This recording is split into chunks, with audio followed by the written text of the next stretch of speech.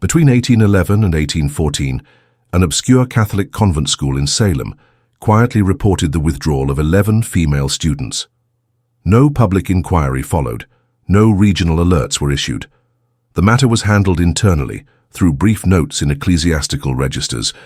Their names were removed from enrollment ledgers with no explanation.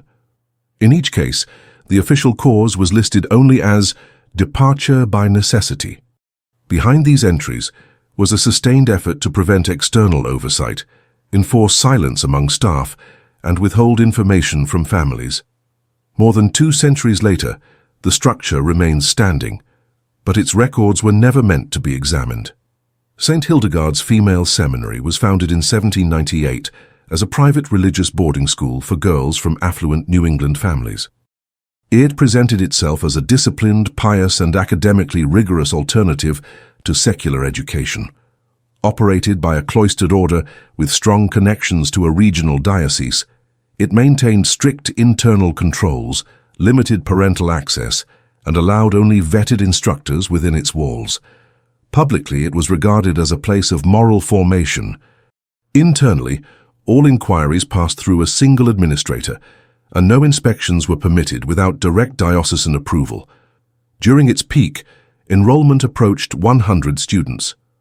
Microlead completed St. Hildegard's Female Seminary was not widely known outside Essex County.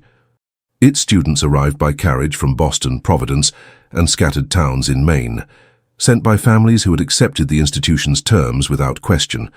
Upon arrival, each girl was assigned to a dormitory wing, presented with a uniform, and given a slate of daily obligations that included prayer, recitation, embroidery, and Latin conjugation. The campus spanned only 4 buildings, bordered on 3 sides by forest, and on the 4th by a gated stone wall that sealed off the road into Salem. The school's administrative records were kept not in the main office, but in a locked archive housed inside the convent chapel. Only the Reverend Mother and her clerical assistant had access. Parents who inquired about curricular matters received form replies, always written in the same clerical hand. Replies never deviated from the tone of institutional courtesy. Requests for unscheduled visits were denied. All appointments were granted only during the 2 designated visitation weeks per year in March and October. Among the town's residents, knowledge of the seminary's internal affairs was minimal. A gardener was hired from outside the order, but he was restricted to daylight hours and supervised at all times by a lay sister. Deliveries of food and supplies were made to a secondary gate and received by novitiates who spoke little and avoided eye contact. This perimeter remained constant through multiple administrations. It was considered a condition of the school's charter. By 1810, the seminary's enrollment had stabilized at just under 100 students. Reports from visiting clergy described the atmosphere as one of quiet efficiency. Bishop-authored letters referred to St. Hildegard's as a model of restraint and obedience. It was often cited in diocesan literature as proof that female religious instruction could succeed without the distractions of secular influence. That same year, the Reverend Mother Clara Delvigne, who had overseen the school since 1801, was reassigned to a convent in Quebec. Her replacement, Reverend Mother Agatha Marriott, was appointed with little notice and no published background. From the moment of her arrival, procedural changes began. The most visible of these involved the reduction of all external correspondence. Letters sent from the school no longer included personal remarks from students. Language was standardized. Outgoing mail was filtered through a new administrative post established within the convent's inner offices. The former practice of allowing students to sign their own names was quietly discontinued. From mid-1811 onward, all letters bore only a generic closing attributed to the Sisters of St. Hildegard. Inside the student body, adjustments followed. Study hours were extended by 1 hour in the evening. Access to the recreation yard was reduced. One wing of the dormitory was closed for unspecified repairs. Its former occupants were redistributed across the remaining 2 wings, leading to overcrowded conditions that were never addressed in subsequent ledgers. This redistribution also placed girls from multiple age groups into shared quarters, a practice previously discouraged. No formal protests were recorded. Students who expressed dissatisfaction in their private journals, some of which were later discovered among discarded belongings, referred obliquely to unfamiliar routines, stricter evaluations, and the abrupt disappearance of certain faculty members. In one case, a girl's entry from May 1812 read simply, "We are not to ask about Sister Anne. Her room was emptied in the night." There were no known dismissals reported to the diocese during this time. Between January and August 1812, the school recorded 3 student withdrawals. In each case, the ledger entry listed the girl's name, year of study, and the term departure by necessity. No reasons were provided. Correspondence with the families later showed that these withdrawals had not been initiated by the parents. Instead, they had been informed of their daughter's departure weeks after the fact. 2 families received identical letters explaining that, due to unforeseen circumstances, your daughter has returned to your household by escorted transport. In both cases, the girls had not arrived. The families involved wrote back with concern but received no further explanation. Local authorities were not notified. The seminary's legal structure allowed it to classify such matters as internal, protected under religious jurisdiction. Bishopric officials referred the cases back to the school administration. No outside review was initiated. By the start of 1813, word of the unacknowledged departures began to circulate within a limited circle of former students. Several graduates who maintained occasional contact with current pupils through letters reported inconsistencies. One girl, whose younger sister had enrolled in 1811, wrote to her mother that they have begun to close the halls after dusk and only certain sisters are permitted in the corridors. She remarked on the presence of unfamiliar staff in supervisory roles. These new personnel were never named in formal documents and did not appear in the faculty registry. Within the school, discipline protocols shifted. The daily routine added a new segment called preparatory silence, during which students were confined to their dormitory rooms for 1 hour before evening prayer. The stated purpose was reflection. However, several surviving pages from confiscated student notes indicate the period was often marked by inspection. A phrase that appeared multiple times across different accounts was, "They write nothing now, only observe." From March through December 1813, 5 more students were recorded as having withdrawn. Again, the term departure by necessity was used. One of these students, Clara Dervaux, was listed in the official register with an added note in the margin, "Transferred to extended care." No location was named. Her parents later confirmed that they had not requested a withdrawal, nor had they received notice of any transfer. Despite the irregularities, no coordinated complaint was filed. Families of the students came from a variety of jurisdictions, complicating any effort to organize a response.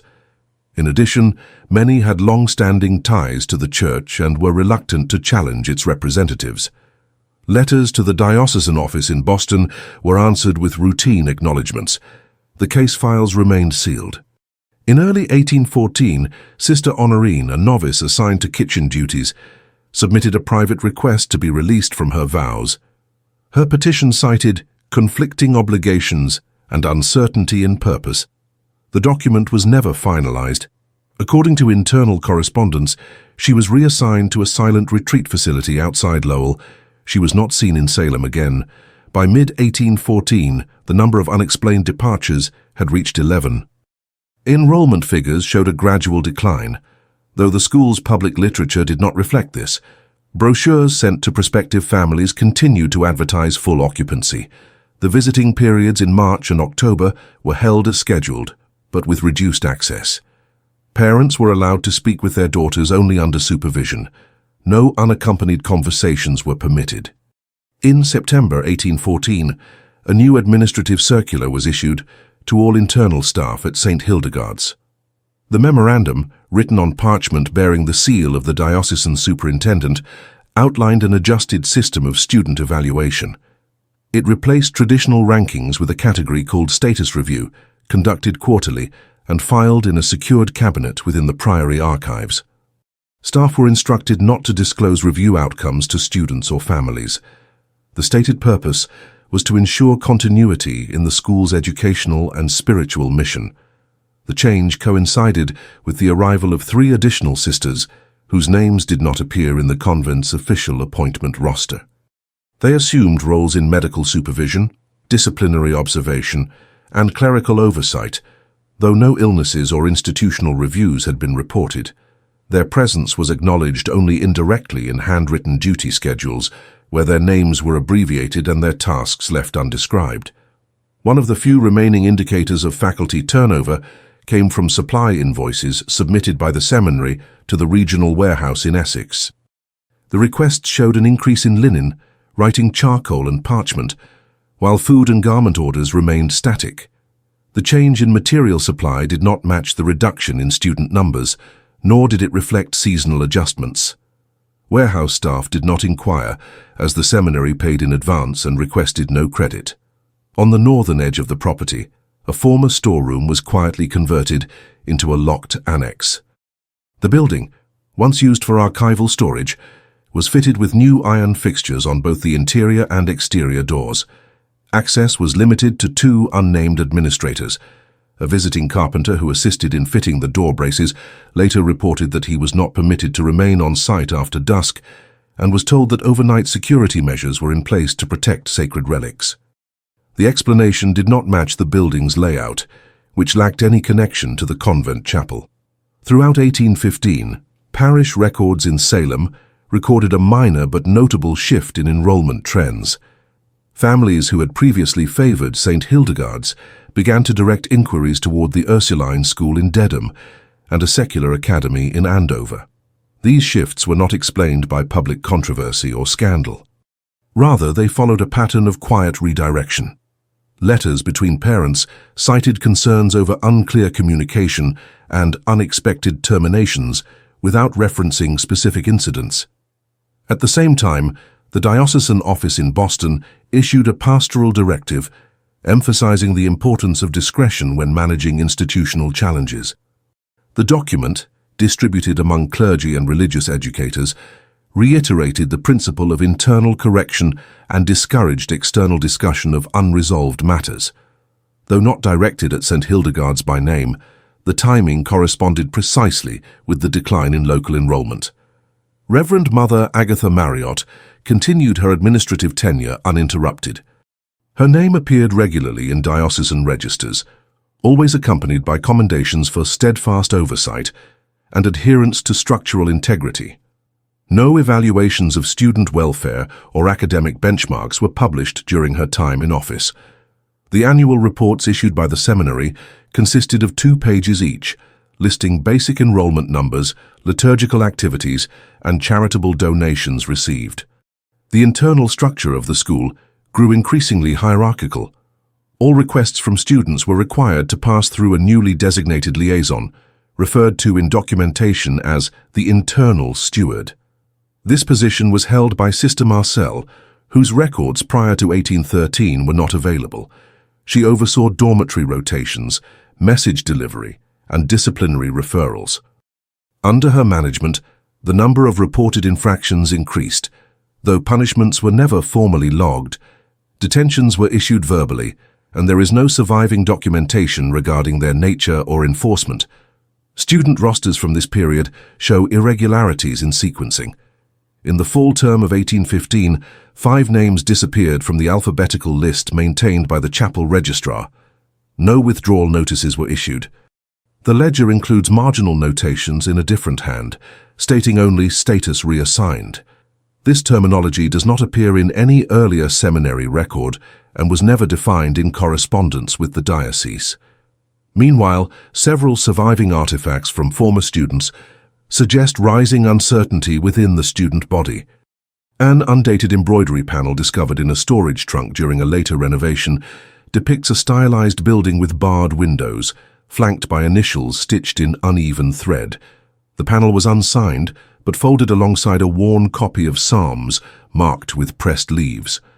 Another artifact, a folded paper fan, contained etched names in fine ink around its edge, some of which matched those listed in the early departure registers. By 1816, enrollment had declined to 73 students. The seminary did not acknowledge the drop in its public material. Brochures continued to advertise robust attendance and a competitive entry process. Applicants were still accepted by letter, and deposits were required 6 months in advance. New students arriving that year were assigned to combined dormitories with minimal orientation. According to fragments of correspondence recovered decades later, at least 2 incoming students expressed surprise at the altered routines compared to accounts from elder sisters or cousins who had attended previously. The arrival protocols themselves had shifted. Previously, students had been received with a short ceremony of welcome, followed by assignment to a dormitory and introduction to their year mistress. By 1816, this ceremony was discontinued. Students were instead met at the side gate, escorted inside by lay sisters, and issued uniforms before receiving any schedule. Parents were permitted only to walk to the gate and were discouraged from entering the main courtyard. Inside the convent, staff procedures grew increasingly coded. Records that had once listed events by specific name began to adopt numeric shorthand. Morning services were noted as Event 1, meals as Event 2, evening inspection as Event 6. In one record, the notation Event 9 appears without corresponding explanation. These numerical entries began to appear across multiple logs in 1816 and became the dominant system by mid-1817. A final administrative change occurred in late 1817, when Reverend Mother Agatha submitted an unsigned letter to the diocese stating that a structural review had necessitated the temporary realignment of certain quarters. Though the letter did not indicate which buildings were affected, it coincided with the complete closure of the East Dormitory. Students housed there were relocated, and the building's windows were boarded from the inside. No announcements were made to families. The closure of the East Dormitory reduced living space significantly. Remaining students were moved into shared sleeping quarters that exceeded recommended occupancy standards from previous years. Records suggest that no expansion of facilities was planned, nor was funding requested for new construction. The adjustment was made permanent through an internal addendum to the housing guidelines, written in abbreviated Latin and signed only by the internal steward. Over the next year, student output declined. Assignments in rhetoric, composition, and arithmetic were reduced. Instead, emphasis was placed on recitation, silence, and physical labor. The school's external examination records, once submitted annually to a diocesan review board, were omitted entirely in 1818. No explanation was provided. Letters from that year mention adjusted curricular priorities and reinforced contemplative protocols. St. Hildegard's had begun as an experiment in cloistered education for elite young women. By the end of its 3rd decade, it operated in near-complete opacity. Institutional procedures no longer matched their documented intentions. Oversight, once indirect but extant, had become entirely nominal. External observers had been excluded, internal review structures had been obfuscated, and physical spaces had been sealed without inquiry. In February 1818, a routine delivery of archival supplies to St. Hildegard's was made by a regional vendor contracted through the Essex County Clerical Depot. The delivery included ledger bindings, wax seals, and registry ink. Upon returning to the depot, the vendor filed an informal remark that the school's interior appeared more restricted than in prior seasons. He noted that packages were not received by the usual novitiates, but rather by individuals he did not recognize, who provided no signatures and directed him not to step beyond the threshold. Though the comment did not rise to formal complaint, it was logged in a peripheral inventory journal maintained by depot staff. Around the same time, a diocesan seminarian named Julien Voisin, completing a clerical rotation in Salem, wrote a private note in his journal following a supervised visit to the seminary for the purpose of inventory alignment. His entry described a feeling of structural disuse in one of the outer buildings, which had been excluded from his assigned inspection route without explanation. He also remarked on the absence of ambient sound during the midday interval, contrasting it with other seminaries he had visited, where student recitation or movement was typically audible during his rounds. His observations were never published. The journal remained with his belongings after he returned to Lowell for reassignment. It was only many years later, during a review of incomplete ecclesiastical training reports, that the entry was noticed, though by that point The context had faded from institutional memory. Inside St. Hildegard's, the students continued to receive instruction under narrowing parameters. The emphasis on repetition and routine increased. Those in their final years of study were no longer given preparation materials for outside examinations. Instead, they were assigned tasks categorized as preservational duties, including record copying and catalogue maintenance. These assignments were not evaluated for academic credit, but were documented in internal ledgers under the stewardship of Sister Marcel. One of the few surviving student notebooks from this period includes a sequence of copied names, with annotations such as duplicate, unlisted, and removed. The significance of these annotations is unknown, though the names match earlier rosters from the 1811 to 1814 enrollment cycles. The notebook bears no student name, but was later found in a sealed compartment during a routine maintenance check in the seminary's western wing. The compartment had been hidden behind a displaced portion of wall plaster, exposed only during pipe reinforcement work in 1832. The lack of external correspondence remained an unresolved concern for some families. In spring 1818, one mother wrote directly to the bishop's auxiliary office after failing to receive any personal letters from her daughter for over 5 months. Her inquiry was acknowledged by a junior administrator who stated that delays may result from renewed contemplative commitments. The explanation, while aligned with internal policy language, did not address the core issue. The mother was advised not to seek further clarification and was referred back to the school for future updates. Privately, she wrote to another family whose daughter had also attended the seminary. The resulting correspondence between parents revealed inconsistencies in what each had been told. One family had been informed of a student's departure due to illness, while another had been told the same student had completed her studies early and departed by special dispensation. No formal discrepancies were reported to the authorities. The families, while unsettled, remained reluctant to pursue the matter publicly due to social and religious considerations. In mid-1818, the school implemented a new form of internal attendance documentation. Rather than marking students present during classes or prayers, the record shifted to a twice-daily verification system. At morning and evening intervals, a senior sister would log a column of initials based on visual confirmation.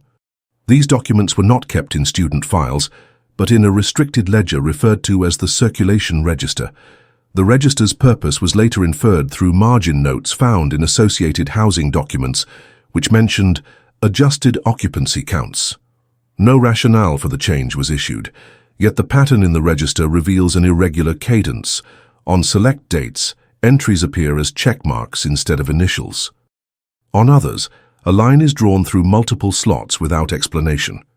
The handwriting varies, and some symbols used are not present in any other school documentation from the period. Scholars reviewing the register in later years proposed that it may have been used not only for attendance, but for other forms of classification.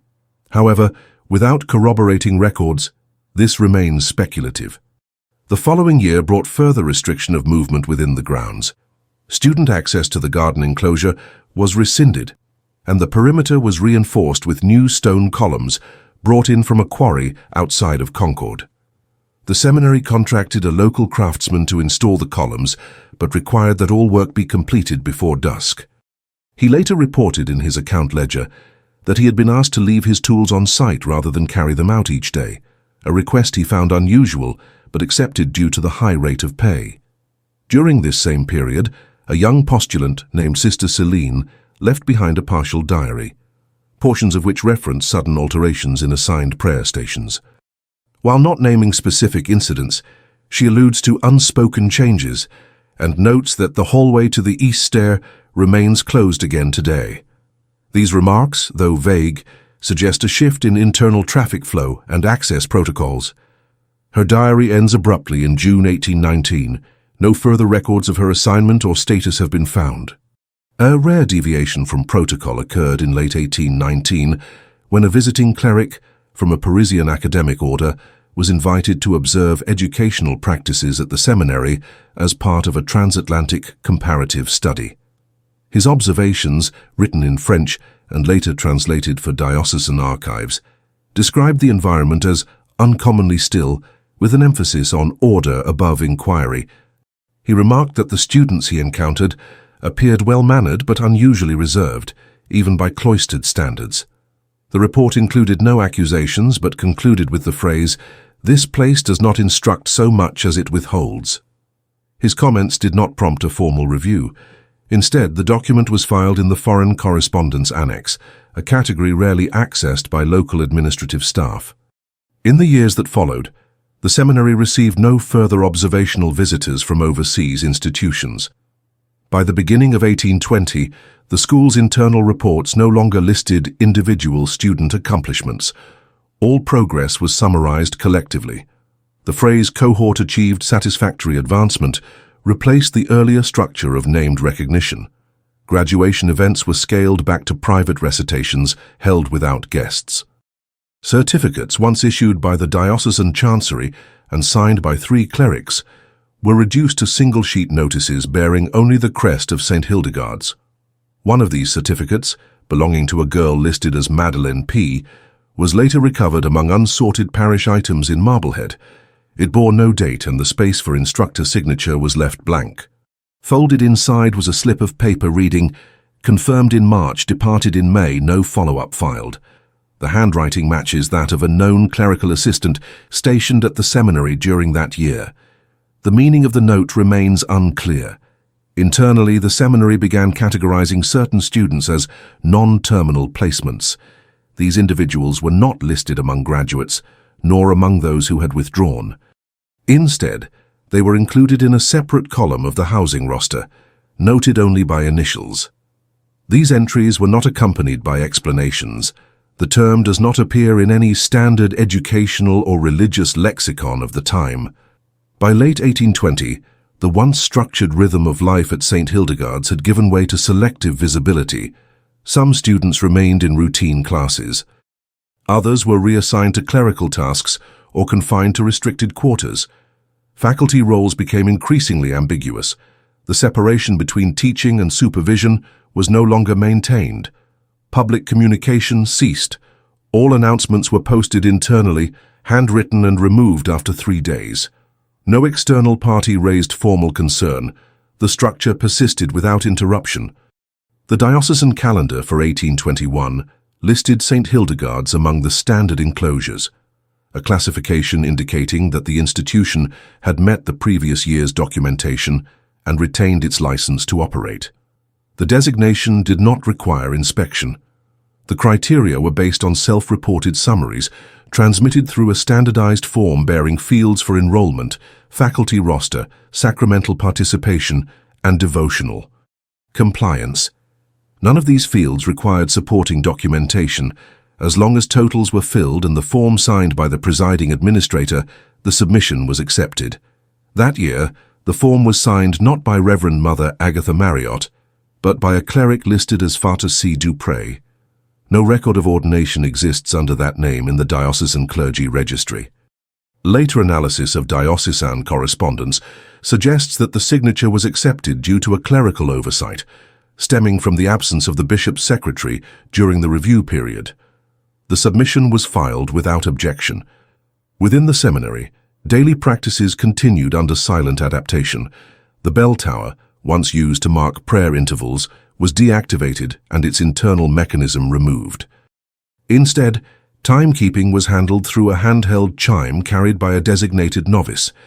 A schedule fragment recovered in 1835 listed each hour by code, and next to each was a tally mark labeled "Presence Confirmed."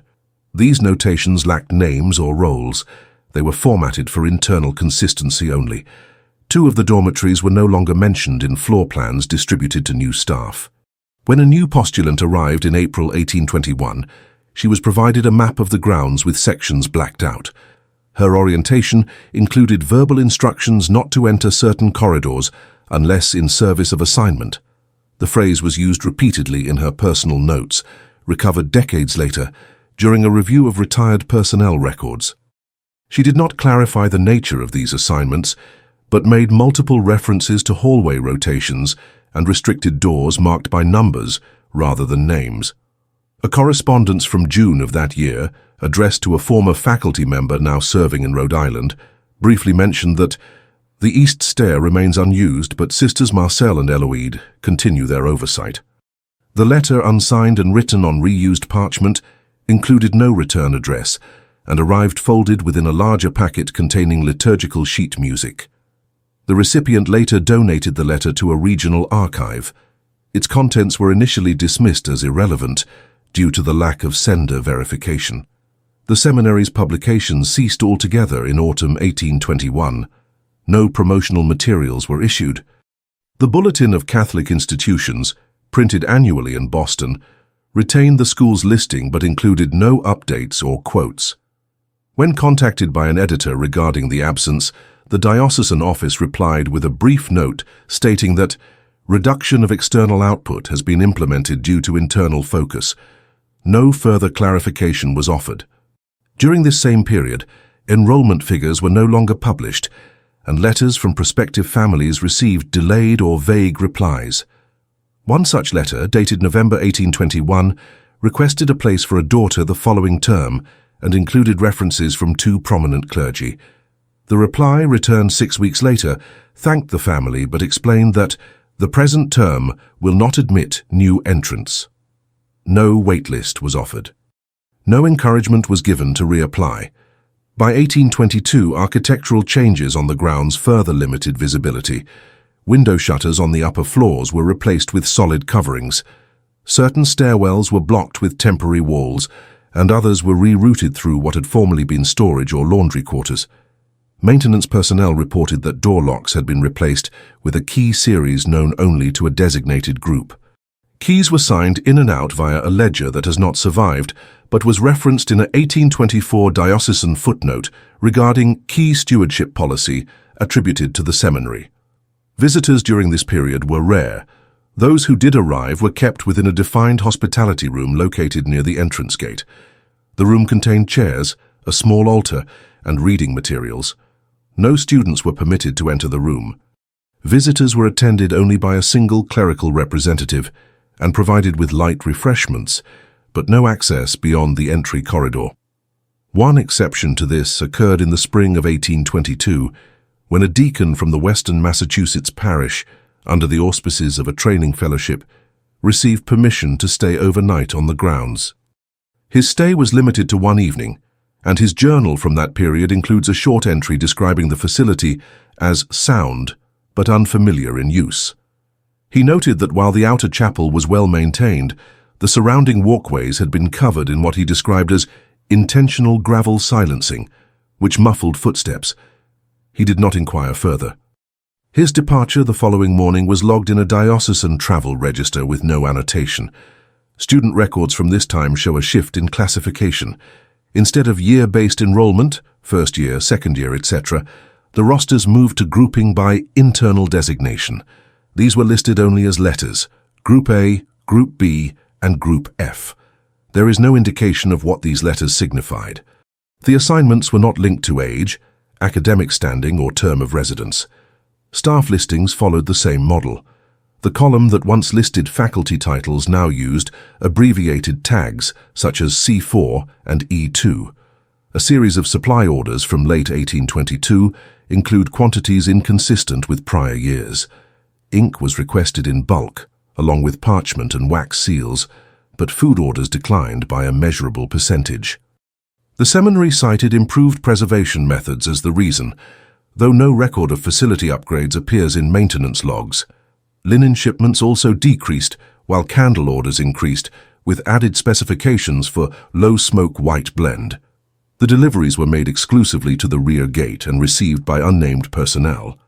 In December of that year, a short entry appeared in the ledger maintained by a regional post courier, noting that St. Hildegard's had refused 3 consecutive parcel deliveries from out of state.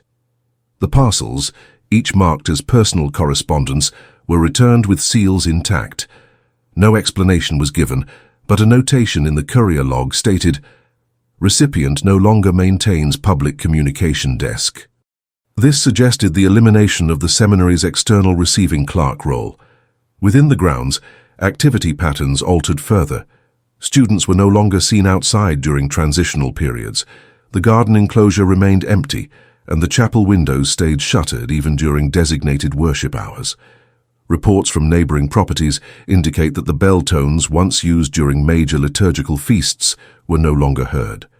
A carpenter contracted to repair part of the south wall recorded in his ledger that all noise from within ceased at sundown and that no oil lamps were visible from the clerestory. On-site instruction diminished in its former subjects. Classical rhetoric, geometry, and astronomy were suspended. Instead, student activity focused on transcription, document sorting, and silent reading. Instruction was delivered by written slip rather than oral lecture.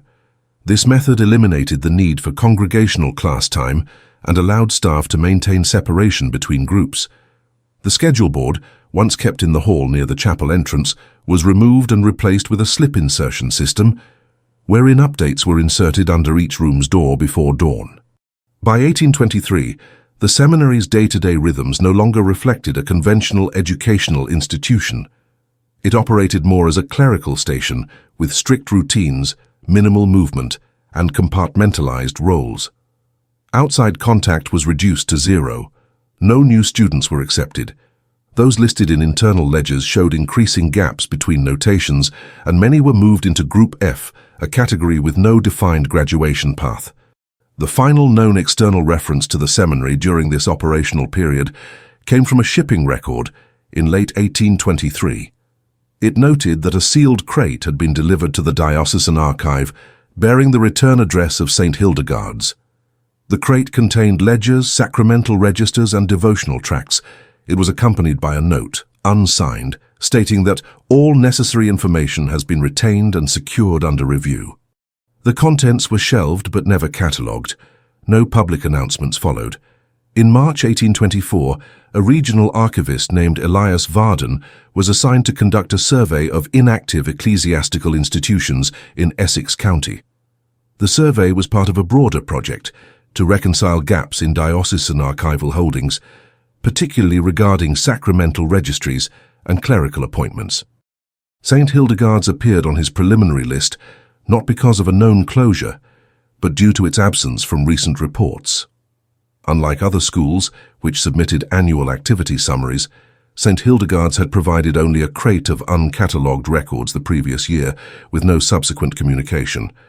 Varden's methodology involved a combination of document tracing and physical observation.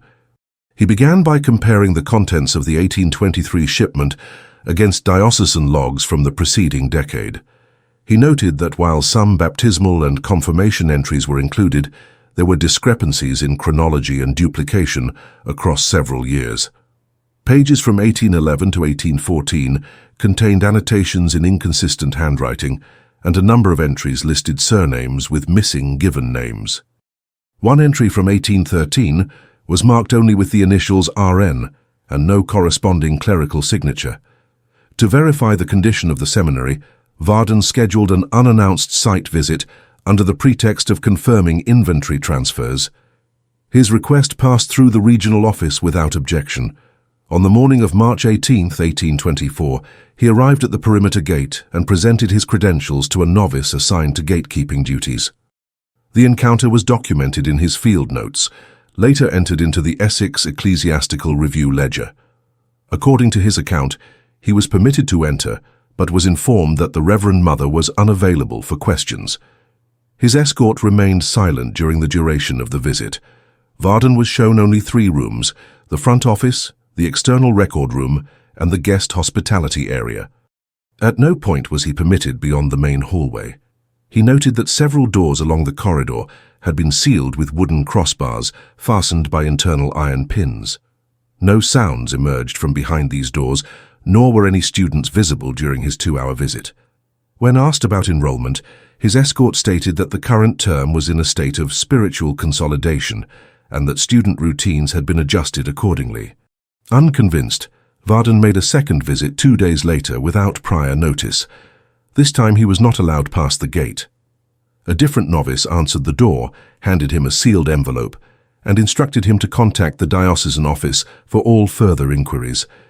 The envelope contained a short statement from an unnamed cleric asserting that St. Hildegard's is presently aligned with internal mandates and not subject to public clerical inspection. The document bore no crest, seal, or signature. In response, Varden filed an incident note with the Diocesan Register Office in Boston, citing non-compliance with archival reconciliation procedures. The matter was reviewed during a session of the Ecclesiastical Records Board on April 12, 1824. Minutes from that session show no formal resolution. The matter was marked as awaiting clarification, and the file was moved to a deferred ledger. No follow-up was scheduled. Unbeknownst to Varden, his concerns aligned with internal doubts quietly forming within a separate diocesan department. Specifically, the Bureau of Clerical Assignments had begun to question inconsistencies in personnel status reports originating from St. Hildegard's. A review of the last 5 years showed that several names had remained on active assignment logs without corresponding renewal documentation. Sister Marcel's records, for instance, appeared on 5 consecutive rosters, but there was no evidence of reappointment, travel, or professional development. Her file lacked sacramental updates, suggesting either non-reporting or administrative error. In May 1824, a low-level clerical auditor named Teresa Mannion initiated an informal cross-check of religious assignments, focusing on gaps in education roles. Using only the published faculty registers from surrounding schools, she identified 8 individuals formerly listed at St. Hildegard's who had no current or past entries in any other institutional record. Of these, 5 had last appeared in the seminary's 1812 roster. None were recorded as having transferred or retired. Their assignments simply ended without notation. Mannion submitted her findings to her supervisor, but received no instruction to proceed.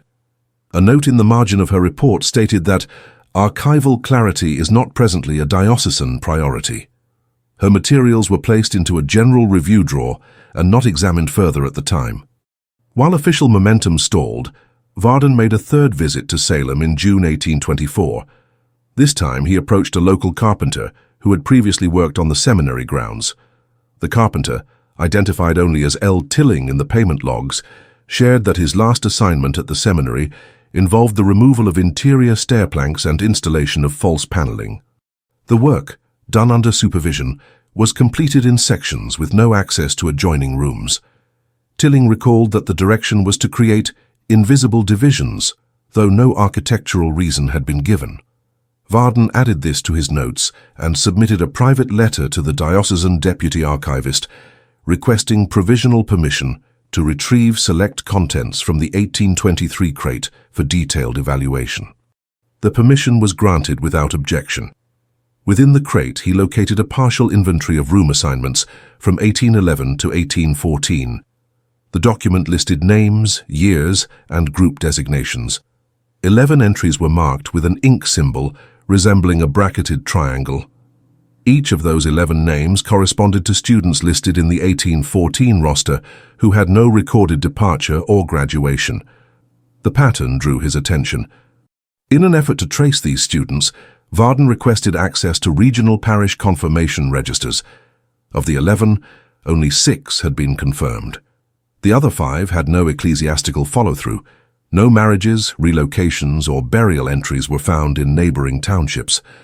Baptismal entries existed for all 11, proving initial enrollment. Yet in diocesan terms, these girls had simply ceased to appear in any known record after their 1st or 2nd year.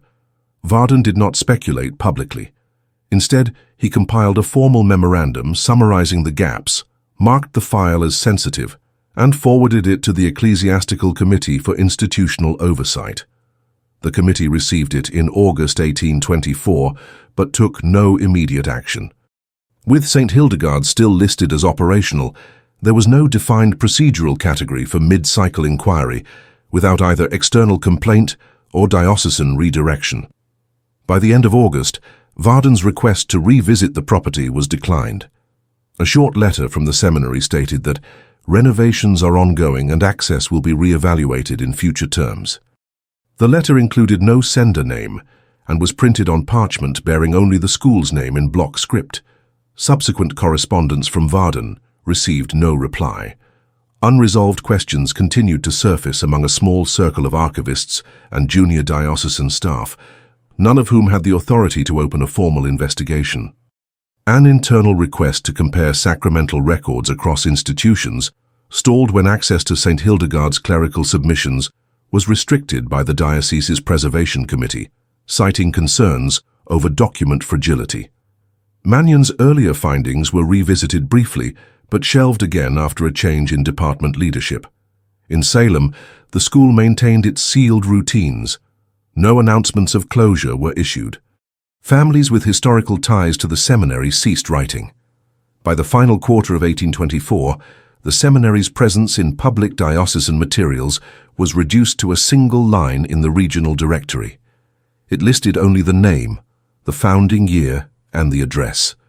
No contact names, no enrollment updates, and no program descriptions were provided. The door had not closed, it had simply ceased to be opened. Chapter 3. Part 1 completed. In the final months of 1824, several peripheral observations began to accumulate in records not directly associated with St. Hildegard's, but connected through logistical patterns. A shipping manifest from a coastal supplier in Newburyport recorded an order of 24 sealed containers addressed to the seminary, marked for internal storage. The order included candles, record ink, and quantities of pressed parchment beyond typical institutional need. The shipment was signed for on delivery by a recipient listed only as M. Steward, a designation not matched to any registered personnel. At the same time, a change occurred in the school's tax documentation. A property ledger maintained by Essex County's fiscal agent listed St. Hildegard's among exempt holdings under religious designation. In the margin of the 1824 entry, a clerical annotation was added. Request for reassessment denied. Entity retains active license. The rejection was issued despite reduced reported population, which under county guidelines might have triggered review. The preservation of the exemption indicated that the institution had submitted the necessary affirmation forms, though no population data accompanied the application. Several town residents, unaffiliated with the seminary, noted continued courier deliveries into the late autumn. A local stable hand, assigned to assist a transit company during an illness shortage, made a logbook entry in November, noting that packages delivered to the back gate of the seminary were received without acknowledgement. He recorded that each package was left on a platform and disappeared by the following morning. No verbal exchange was made. The gate was not opened. The internal atmosphere of the school during this period can only be reconstructed through fragmentary sources. One such source is a set of undated pages attributed to a former novice, Sister Caliste, whose partial journal includes references to assigned silences, double-count routines, and the third hall remaining non-enterable. The phrasing, while indirect, aligns with earlier notations made by Sister Celine 2 years prior. Caliste's writings also mention Group F attending separately, with no indication of who was included in that designation or what activities were involved. Around this time, diocesan facilities in Boston began transitioning to a new filing system requiring reclassification of historical documents. As part of this effort, a clerical assistant sorting through legacy correspondence discovered an envelope postmarked 1814 that had never been opened. The letter inside, unsigned but bearing the return address of a family from Plymouth, inquired about the sudden withdrawal of their daughter and expressed concern over the lack of explanation. It had been stamped redirected and placed in the wrong correspondence bin. The file was closed due to the time elapsed, but the letter was preserved in the archive's unresolved category. Back in Salem, a shift in seminary groundskeeping marked one of the few external changes visible to passers-by. The northern boundary wall, previously concealed by overgrowth, was cleared and reinforced with iron trellising. This task, handled by contracted workers from Beverly, was documented in an invoice that included additional charges for unplanned reinforcement of interior partitions. The invoice was paid in full through an intermediary representing the seminary, listed only as Client E. No meetings were held with supervisory clergy or lay administrators. Inside the school, the known spaces remained unchanged. The western corridor had been repurposed for storage. The chapel retained its physical structure, but was no longer used for group liturgies. Individual devotional practice was scheduled through a rotation chart without centralized supervision. Printed materials for instruction had ceased altogether, replaced by handwritten pages copied from archived texts. Recitation was performed individually, recorded in silence and verified only by initials on slips passed under doors. In December, an inquiry was submitted by a diocesan bursar regarding residual funds previously allocated to the seminary for instructional development. The funds, disbursed annually between 1810 and 1816, had been discontinued in 1817, but records showed unspent amounts. The inquiry asked whether the remaining balance should be reabsorbed. The response from the seminary, issued through a forwarded document, stated that all funds have been internally redistributed for purpose-aligned function. No receipts or itemized breakdown accompanied the reply. The bursar filed the response without dispute, noting only that the account was to be marked as closed. A rarely cited event occurred on December 18, 1824, when an unrelated clerical investigation into property boundaries led a surveyor to request confirmation of land holdings adjacent to St. Hildegard's. The surveyor, acting on behalf of a neighboring parish, requested access to archival property maps stored in Salem's town hall. Among the maps was a plot diagram dated 1798 showing the seminary's original configuration. A comparison with 1824 diagrams revealed an undocumented annex extending into what had formerly been shared diocesan land. No permit for expansion was filed during the intervening years. The new structure, rectangular and without windows, had not been noted in any public announcement. Its exterior was visible only from a narrow path between the seminary and a diocesan storage compound. An attempt to access the path was denied by a novice who cited sacred perimeter restrictions. The surveyor made a note of the obstruction, but was instructed not to pursue the matter. The boundary question was resolved through adjusted calculations elsewhere on the map. As the calendar turned to 1825, St. Hildegard's issued no statements, admissions notifications, or schedules. No term start dates were posted. The diocesan calendar listed the institution as functionally occupied. No criteria existed for re-evaluation. The name remained, but all activity beyond the perimeter was absent. The first indication of St. Hildegard's institutional suspension did not come from an official announcement, but from a notation entered quietly into a maintenance roster in January 1825. A diocesan facilities clerk noted that the school's quarterly inspection date had been deferred pending clarification of active enrollment. The comment appeared in the margin beside an otherwise routine listing and bore no signature. In the absence of direct oversight, the entry passed unchallenged. From that moment forward, the seminary ceased to appear on active visitation schedules. No staff transfers were logged. No departures were recorded. A silence developed around the building's existence, procedural rather than declared. Attempts to reassign its functions were postponed, delayed by jurisdictional ambiguities and a lack of formal closure documents. Without explicit termination, the property retained its religious exemption and remained unlisted in public sales ledgers. It entered a category the diocesan registry called reserved structures, used sparingly and with no operational criteria. Internally, questions persisted among archivists and auxiliary clergy responsible for regional mapping. Elias Varden, whose earlier efforts had uncovered discrepancies in student records, made one final entry on the seminary in his 1825 institutional summary. He noted that no further access was granted and classified the facility as archivally unresponsive. The report included a list of 11 names previously flagged for non-resolution. Each was noted without presumption, accompanied by only year of enrollment and last recorded location. Over the next decade, the physical structure of the seminary remained intact. Seasonal wear affected its outer walls, but no repairs were initiated. The grounds were minimally tended. Snow was cleared in winter months, though it is unclear by whom. A town ledger from 1827 included a line item for seasonal perimeter maintenance, billed to a contracting agency with no associated client signature. Payments were made through a diocesan intermediary. The building's windows stayed shuttered. Its doors remained closed.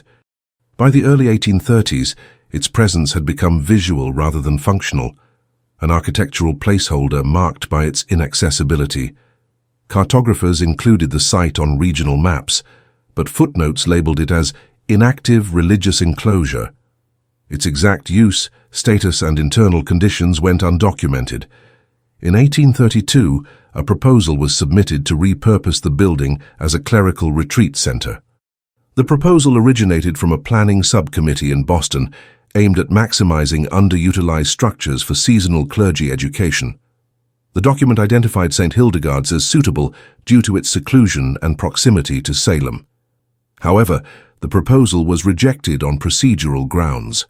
The seminary's standing license had never been revoked, and repurposing it would have required a formal dissolution of its founding charter. That charter remained on file, unaltered, and still designated the structure for exclusive use by the Sisters of the Cloistered Order. A brief reconsideration of the seminary occurred in 1835, when an audit of diocesan assets prompted a re-evaluation of land use. An assistant archivist, working under the direction of the Fiscal Oversight Board, filed a request to review the original building plans stored in Salem's archival vault. During the review, a discrepancy emerged. The approved architectural diagram from 1798 listed 3 primary buildings, while a supplemental sketch from 1820 depicted 4. No records existed for the addition. The construction was never approved under diocesan planning guidelines. The unregistered annex, visible in exterior surveys but missing from interior rosters, prompted a request for re-entry. However, by 1835, no clerical or custodial authority remained attached to the site. The seminary had not filed documentation in over 10 years. Letters sent to the last known supervising address were returned without response. A final inquiry sent to the regional bishop was acknowledged, but not pursued. The matter was marked unresolved. Structure retains status. No further efforts were made to reactivate the facility. Its internal layout remained unknown to any living diocesan official. Recollections from former visitors and laborers varied and lacked precision. A carpenter who had worked on the eastern stairwell in 1816 stated in an 1836 affidavit that portions of the building were closed even during installation, and that assignments were given with floor plans folded to exclude sections. His testimony carried no administrative weight, but was added to a supplemental file kept by the Ecclesiastical Archivist's Office. As public interest in Salem's older religious institutions grew through the 1840s, occasional mentions of St. Hildegard's surfaced in local inquiries and preservation projects. A civic proposal to compile a register of pre-1800 religious buildings included the seminary among its listings. When contributors were unable to contact any current or former occupants, the project moved forward without access. Its final report described the structure as visibly complete but historically detached. No interior photographs or schematics were produced. In 1848, a group of preservation advocates requested permission to conduct a structural survey for purposes of historical cataloguing. The diocesan committee responsible for archival integrity reviewed the petition but rejected it on the basis of incomplete documentation. Though the seminary had long been dormant, the absence of a formal dissolution order continued to classify the facility as active. The refusal stated that, without evidence of canonical abandonment, no lay access is to be granted. No timeline for re-evaluation was provided. Among local residents, the building's role faded from memory. Children passing the gates were told only that it was once a school. Most could not name its denomination. Its name ceased to appear in city directories by 1852. When listed in archival landholdings, it was referenced as Hildegard Lot No. 1, with no functional description. Its legal title remained unchanged.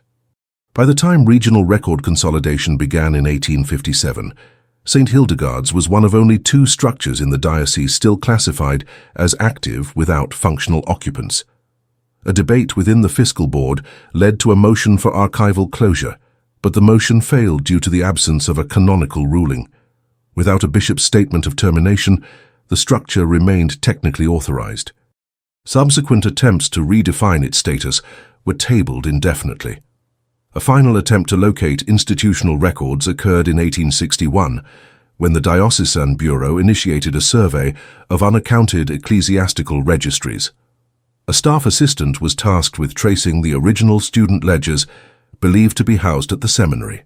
Her search led to the diocesan storage facility, where she located a partial register enclosed in a sealed wooden case marked Hildegard Records.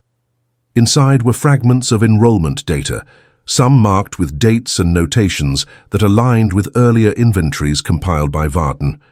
No additional information was included. The assistant's report concluded that no full roster has survived. In 1863, the eastern corridor of the diocesan chancery was cleared to make room for a centralized repository. As part of this reorganization, inactive facilities were reviewed for closure under newly issued archiving directives.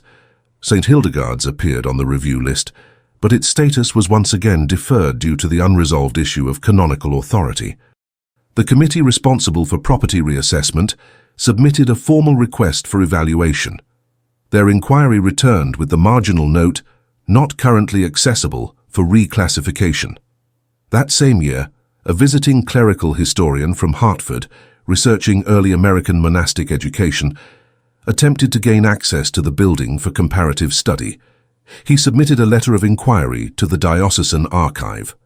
The reply, dated October 1863, stated that the institution's access was restricted due to internal designation protocols.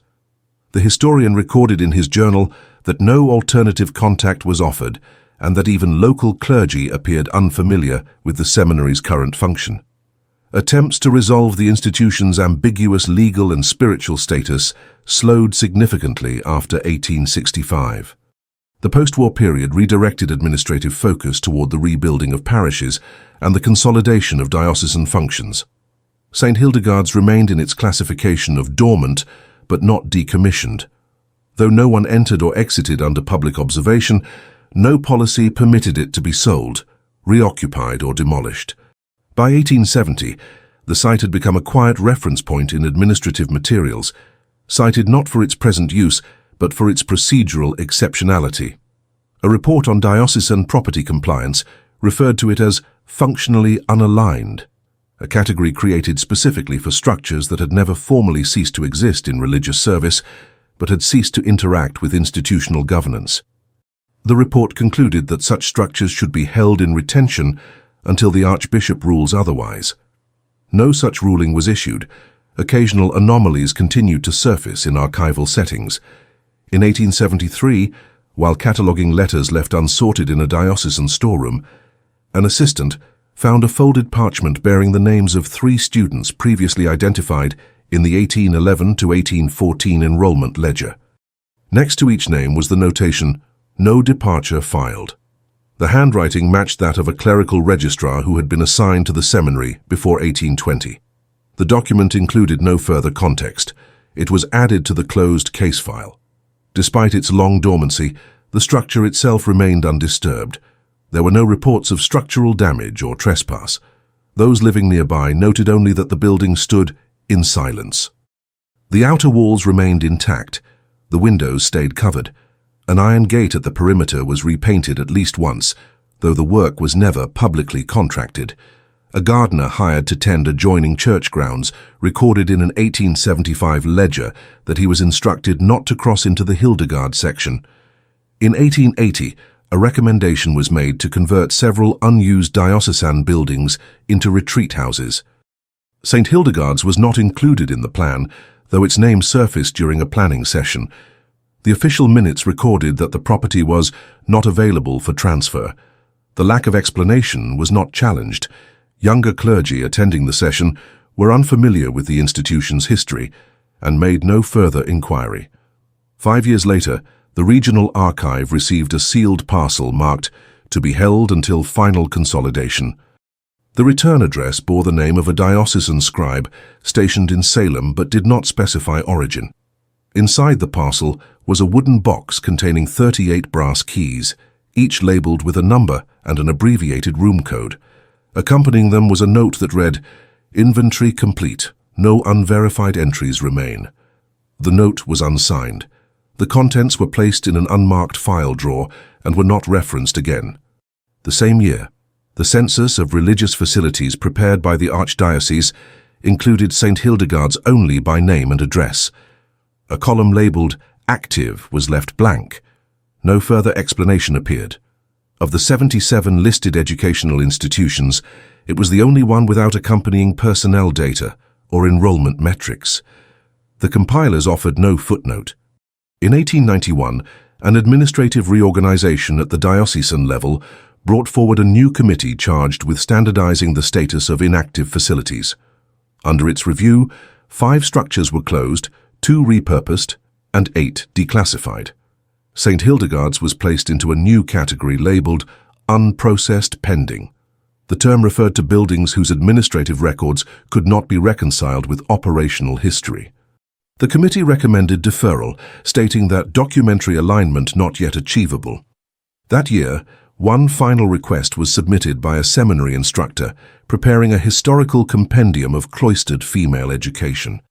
The instructor requested entry to review the site and obtain any surviving curricular material. The request was forwarded to the diocesan secretary, who responded that no access can be granted until internal alignment is resolved. No alignment was pursued. The correspondence was archived with an annotation, "Entry refused due to structural indeterminacy." As the century drew to a close, the physical space remained untouched. An 1896 survey map included the site, unaltered in footprint. A census of church landholdings in the same year listed its parcel as designated but not in function. The grounds were not reassigned. The charter was not dissolved. The building, by appearance and by record, retained its designation without activity. In 1899, a final procedural change occurred. A directive from the central office consolidated multiple unclassified sites into a single ledger of archival retention. St. Hildegard's was assigned Record ID 42E, categorized under non-operational sanctified structures. This designation allowed the property to remain exempt from reassignment while acknowledging its cessation of function. The update included no commentary, no timeline, and no evaluation. It was not reopened.